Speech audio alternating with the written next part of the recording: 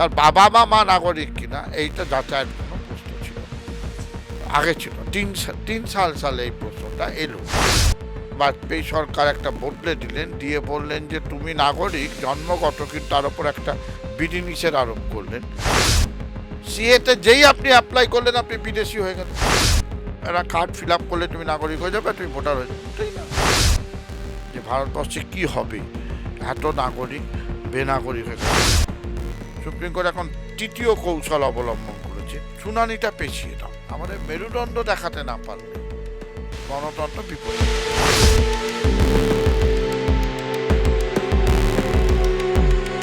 শুরু হয়েছে এসআইআর প্রক্রিয়ার শুনানি পর্ব। খসড়া ভোটার তালিকায় যাদের নাম উঠেছে তারাও স্বস্তিতে নেই, কারণ তালিকাভুক্ত যে কোনো ব্যক্তিরই ডাক পড়তে পারে শুনানির জন্য। আর তখন তাকে নির্বাচন কমিশনের সামনে প্রমাণ দিতে হবে যে তিনি ভারতের একজন নাগরিক। এই নাগরিকত্ব নিয়ে আজ বিতর্ক আর বিভ্রান্তির শেষ নেই। তো ভারতীয় সংবিধান ও নাগরিকত্ব আইন এই নিয়ে কি বলছে, আর ভারতের নাগরিক হওয়ার শর্তগুলোই বা কি? সংবিধান কোনো নাগরিকত্বের সংজ্ঞা আমাদের দেয়নি। সংবিধানের 5 নম্বর থেকে 11 নম্বর অনুচ্ছেদ নাগরিকত্ব সম্পর্কে আলোচনা আছে, বলা আছে। এবং 11 নম্বরে বলা হয়েছিল কাকে নাগরিকত্ব দেয়া হবে, কাকে নাগরিকত্ব কেড়ে নেওয়া হবে, এটা সম্পূর্ণ ভারত রাষ্ট্রের উপর নির্ভর করে। তারপরে 55 সালে যখন হলো তখন 4টে উপাদান রাখা হলো নাগরিকত্ব কাকে দেওয়া হবে। 1, জন্মগত, আমি ভারতে জন্মেছি, আমি ভারতের নাগরিক। 2, বংশগত, অর্থাৎ আমার পরম্পরা ভারতীয় নাগরিক, আমি কোনোভাবে বিদেশে জন্মেছি বাবা মার কাজের সুবাদে, কিন্তু আমি নাগরিকত্ব দাবি করতে পারবো, একে ডিসেন্ট বলে। 3 নম্বর হচ্ছে রেজিস্ট্রেশন, আমি আবেদন করলাম আমি ভারতে থাকতে চাই, ভারত সরকার বিবেচনা করে আমাকে দিল এবং একটা সার্টিফিকেট। আর একটা হচ্ছে ন্যাচারালাইজেশন, অর্থাৎ আমি অনেক বছর ভারতে আছি, তখন 5 বছর এরকম ভারতে আছি, এবং তারপরে আমি নাগরিকত্ব দাবি করলাম, চাইলাম, ভারত সরকার আমাকে ন্যাচারাল প্রসেসে জন্ম না জন্মালেও আমাকে নাগরিকত্ব দিতে পারে, এরকম দিয়েওছি। একটা সংশোধন হয় আসাম সংক্রান্ত, রাজীব গান্ধী চেঞ্জ করেন। আর একটা বাজপেয়ী সরকার 2003-4 সালে একটা নাগরিকত্ব চেঞ্জ করে, এটা গুরুত্বপূর্ণ। এবং এটা মনে রাখবেন যে সংবিধান সভায় বারবার আলোচনা হয়েছে যে নাগরিকত্ব দিতে গেলে কোনো রেশিয়ালিজম যেন না থাকে, ধর্মগত, লিঙ্গগত, বর্ণগত কোনো বিদ্বেষ যেন নাগরিকত্ব না দেওয়া বা দেওয়ার ক্ষেত্রে কারণ বা বাধা হয়ে না দাঁড়ায়। কিন্তু সেটা বাজপেয়ী সরকার একটা বদলে দিলেন, দিয়ে বললেন যে তুমি নাগরিক জন্মগত, কিন্তু তার উপর একটা বিধিনিষেধ আরোপ করলেন, তোমার বাবা কি মা একটা সময় পর্যন্ত বাবা, একটা সময় মা বাবা, একটা সময় ইললিগাল মাইগ্র্যান্ট, ধরুন বেআইনি অনুপ্রবেশ, বেআইনি অভিবাসনকারী, সেইটা যুক্ত করলেন। এই প্রথম ভারতবর্ষে নাগরিকত্ব ইললিগাল মাইগ্র্যান্ট শব্দটা ঢুকলো। এবং দ্বিতীয় বলতে গেল জন্মসূত্রে নাগরিক, মানে আমি হচ্ছি যে আমার এটাই ফান্ডামেন্টাল, আমার বাবা মা কিচ্ছু জানার দরকার নেই। কিন্তু সেটা তুমি যখন বংশগত করে দিচ্ছ তখন তুমি অনেকটা ব্লাড ন্যাশনালিজম বা এথনিক ন্যাশনালিজম বা একটা গোষ্ঠীবদ্ধ সম্প্রদায় তুমি অন্তর্গত কিনা এইটা দাবি করছো। তো নাগরিকত্ব মানে একটা ব্যক্তি, তার 18 বছর পূর্ণ হয়ে গেছে, সে অর্ডিনারি রেসিডেন্ট কিনা, তার আর কোনো ক্রিমিনাল ইত্যাদি আছে কিনা, ডিসকোয়ালিফিকেশন থেকে তার সে নাগরিক, তার বাবা বা মা নাগরিক কিনা এইটা যাচাইয়ের কোনো প্রশ্ন ছিল না। আগে ছিল 3 সালে এই প্রশ্নটা এলো। সম্প্রতি প্রকাশিত খসড়া ভোটার তালিকার 1,33,00,000 ভোটারের দেওয়া তথ্য নাকি কমিশনের আতশকাচের নিচে। অনেকে মনে করছেন এদের একটা বড় অংশের নাম ভোটার তালিকা থেকে বাদ পড়তে চলেছে। সত্যি কি তাই?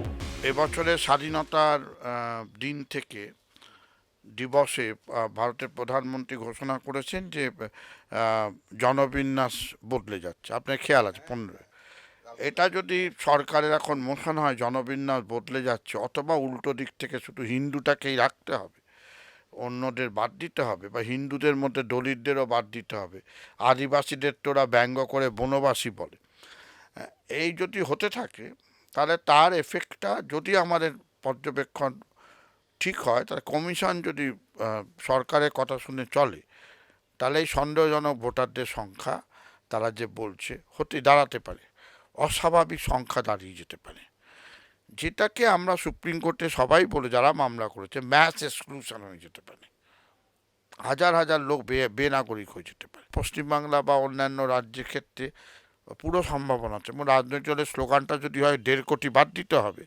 সেইটাকে টালি করাতে গিয়ে যদি কমিশন সেই জায়গায় গিয়ে পৌঁছতে চায়, তাহলে তার ফল যেটা হবে প্রচুর মানুষ বেআইনি নাগরিক হয়ে যাবে। অনুমান করা হচ্ছে সারা দেশে এসআইআর প্রক্রিয়া শেষ হওয়ার পর একটা বড় অংশের মানুষ ভোটাধিকার হারাবেন। তাহলে তাদের পরিণতি কি হতে চলেছে? কমিশন শুরুতে বলেছিল বিহারের আগে যে যারা ভোটাধিকার নেই তার মানে তারা বেনাগরিক তা নয়। ভোটাধিকারটা আমাদের আইন এখন অব্দি যা, এটা তো স্ট্যাটুটারি বিধিবদ্ধ আইন। অর্থাৎ আমার যদি আধার কার্ডও থাকে, আমার যদি এপিকও থাকে, বা এমনকি আমার যদি পাসপোর্টও থাকে, তারপর আমার ভোটার তালিকায় নাম না থাকে, হতে পারে, সম্ভব, এটা সম্ভব। তার মানে আমি বেআইনি হলাম তা নয়। কিন্তু গরিব গুরব মানুষ যারা, আমার কোর্টে যাওয়ার ক্ষমতা আছে বা আমার ধরুন পাসপোর্ট আছে, আমার নামটা উঠলো না, হয় আমি গেলাম না, নয় আমি চ্যালেঞ্জ করলাম, আমি লড়াই করলাম। এই যে হাজার হাজার কোটি কোটিটা আপনি বলছেন, সঠিকভাবেই বলছেন, তারা বাদ গেল কোথায় যাবে? তাদের হ্যাঁ, রাষ্ট্র এত ক্ষমতাবান বলে তোরা সব বাংলাদেশ, বাংলা বললেই বাংলাদেশি বলে মারা হচ্ছে। এখন তারপর তারা যাবে কোথায়? এটা খুব বড় প্রশ্ন, এর উত্তর আমার জানা নেই যে ভারতবর্ষে কি হবে এত নাগরিক বেনাগরিক হয়ে গেছে। তখন আমাদের দিক থেকে, মানবাধিকারের দিক থেকে স্লোগান আছে রাইট টু হ্যাভ রাইটস, তখন আমাদের স্লোগান তুলতে হবে তোমারও অধিকার আছে অধিকার পাওয়ার, এই স্লোগানটা আমাদের তুলতে হবে। তোমাকে অধিকারবিহীন করে রাখলো, নাগরিকবিহীন মানে আমি অধিকারবিহীন, এদের অধিকারগুলো কেড়ে নিলে, এদের উপর অত্যাচার হলে বা আইনি যে অত্যাচারগুলো হবে, বেআইনি কাজকর্ম হবে, তার কোনো প্রোটেকশন থাকবে না। এটা হতে পারে না। কোর্ট বলবে না না ওরা ওরা ওরা নাগরিক না, ওদের আমি কোনো প্রোটেকশন দেবো না। এটা সম্ভব, এটা মানা সম্ভব। তাহলে কি আধুনিক কীটদাসত্ব শুরু হবে? অর্থাৎ তুমি খাটো, একটা ব্যাচ নিয়ে, একটা নাম্বার নিয়ে, একটা তুমি কাজ করো, সন্ধ্যেবেলা একটা ডিটেনশন ক্যাম্পে ঢুকে যাও, আবার সকালবেলা বেরো, এইটা হবে? আমি জানি না কি হবে। অত্যাচার বাড়বে, হ্যাঁ বাড়বে। তাদের ওপর শোষণ বাড়বে, হ্যাঁ বাড়বে। তাদের কোনো প্রোটেকশন থাকবে না, হ্যাঁ থাকবে না। আমার উত্তর হবে তাহলে ওদের প্রোটেকশন দেওয়ার জন্য the right to have rights, তাহলে তাদের অধিকার ফিরিয়ে দাও। এখন মোটামুটি নিশ্চিত যে মতুয়াদের একটা বড় অংশ ভোটাধিকার হারাতে চলেছে। বিজেপির দাবি প্রায় 1 লাখ মতুয়া সিএএ এর মাধ্যমে নাগরিকত্বের জন্য আবেদন করেছেন, কিন্তু এ যাবৎ তার খুব সামান্য অংশই নাগরিকত্বের শংসাপত্র হাতে পেয়েছে। মোদী সরকার চাইলেই কি আবেদনকারী মতুয়াদের দ্রুত শংসাপত্র হাতে পাওয়ার ব্যবস্থা করে দিতে পারে, যেমনটা দাবি করছে বঙ্গ বিজেপির নেতারা? প্রথমে যেই মুহূর্তে আপনি সিএ অ্যাপ্লাই করলেন, আবেদন করলেন, তা আপনি আগে ঘোষণা করে নিচ্ছেন আমি বিদেশি। তাহলে আমার এতদিনের ভোটার কার্ড, এতদিনের আমার এপিক কার্ড, আমার এপিক, আমার আধার সব বাতিল হয়ে গেল। আমি বলছি আমি বিদেশি এপিক রাখতে পারি না, বিদেশি আধার রাখতে পারে, তাও বিশেষ মজুরির ক্ষেত্রে। বাকি ক্ষেত্রে আমার জমি জায়গা দলিল সব বাতিল হয়ে গেল। আমি যে মুহূর্তে বিদেশি বললাম তো আমাকে ব্যাক টু স্কোয়ার। বিদেশি থেকে আমি আমার নাগরিকত্ব পাবো। এই আপনাকে বললাম শুরুতে ন্যাচারালাইজেশন প্রসেস, এটা ছিলই। সিএতে যেই আপনি অ্যাপ্লাই করলেন আপনি বিদেশি হয়ে গেলেন। বিদেশি আপনি এখন কবে নাগরিকত্ব পাবেন? ওয়েট করুন। সেটা এইটার মধ্যে কি করে সম্ভব হবে? এইটার মধ্যে সম্ভব হয় যে ভোটের ঘোষণা করার পরও বোধহয় নমিনেশন দেওয়ার আগে পর্যন্ত বোধহয় থাকে। তার মানে ততদিন তোমার আয়ু। তার আগে কি হবে? সুপ্রিম কোর্ট বলে দিয়েছে, আত্মদ্বীপ সংগঠন গেছিল, সুপ্রিম কোর্ট বলে দিয়েছে যে না, আগে সরকার দেবে নাগরিকত্ব, তারপর তো ভোটার। অবভিয়াসলি বিদেশিদের ক্ষেত্রে তাই। এখন তুমি আগে নাগরিকত্ব দাও, এটা একটা ভুল প্রচার ছিল। মানে যারাই করুন, আমি কারণ নাম করছি না, ভুল প্রচার ছিল যে একটা কার্ড ফিল আপ করলে তুমি নাগরিক হয়ে যাবে, তুমি ভোটার হয়ে যাবে। মোটেই না, প্রসেসে যেতে হবে। প্রসেস হওয়ার পরও আমার কিন্তু চ্যালেঞ্জ করার অধিকার আছে। আমি যদি বলি যে না, দিলীপবাবু পেয়েছেন কিন্তু ধর্মীয় উৎপীড়নের কারণে পাননি, শুধু হিন্দু হলেই পাবে তো লেখা নেই। আইনে লেখা আছে তুমি সেখানে টর্চার্ড হয়েছো কিনা, না নেই। বা ঠিকানা ভুল, ওখানে ছিল কিনা আগে যাচাই করো। তাহলে আমাকে ওইখানে ওই ঠিকানায় যাচাই করে দেখতে হবে যে আমি ওখানে ধর্মীয় নিপীড়নের কারণে হয়েছি কিনা। এটা জটিল প্রক্রিয়া হয়ে যাবে। ফলে কি হবে এর মধ্যে কেউ জানে না। আজ প্রশ্ন উঠেছে নির্বাচন কমিশনের নিরপেক্ষতা নিয়ে। অভিযোগ, কমিশন আজ আর রেফারির ভূমিকায় নেই, শাসক দলের হয়ে মাঠে নেমে পড়েছে। এছাড়া বারবার প্রশ্নের মুখে পড়েছে বিচার ব্যবস্থার নিরপেক্ষতাও। তাহলে ভারতের গণতন্ত্র আজ কোন দিকে এগোচ্ছে? যে পার্টি পাওয়ারে আছে তার যদি পলিটিক্যাল দাপটটা ক্রমশ বাড়তে থাকে এবং কে বিচারপতি হবেন কে বিচারপতি হবেন না কলেজিয়ামের সিদ্ধান্তেও তার নিজস্ব মত দিয়ে আটকে রাখতে পারে, কোনো নাম হ্যাঁ করতে পারে, যে এই ক্ষমতাটা প্রয়োগ করে, তখন সুপ্রিম কোর্ট সেই প্রচণ্ড দাপটের মুখে দাঁড়িয়ে মেরুদণ্ড সোজা করে মানুষের স্বার্থে সংবিধানের লক্ষ্যে কতখানি রায় দেবে তা বিচার্য বিষয়। গভীর উদ্বেগের ব্যাপার আছে।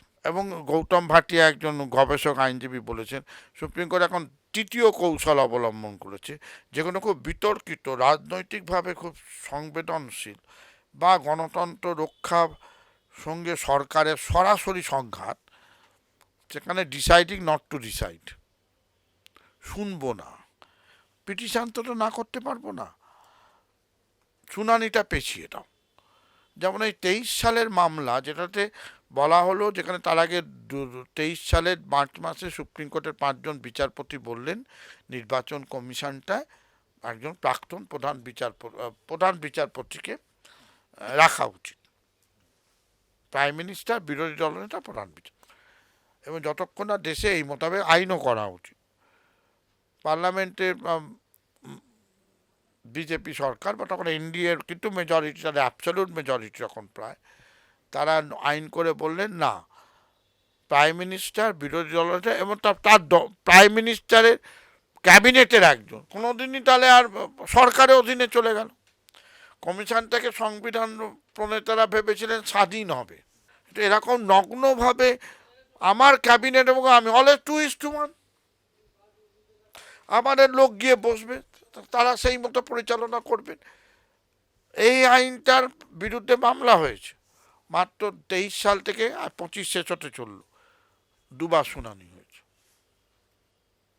ওটাও যদি আটকানো যেত, দিয়ে যদি বলা যেত যে সুপ্রিম কোর্টের এই 5 জন বিচারপতি রায়টাই সঠিক, প্রধান বিচারপতিকেও রাখতে হবে যাচাইয়ে বাছাইয়ের প্রশ্নে, তাহলে আমরা মনে হতো না এই সংকটে আমরা এসে পড়তাম।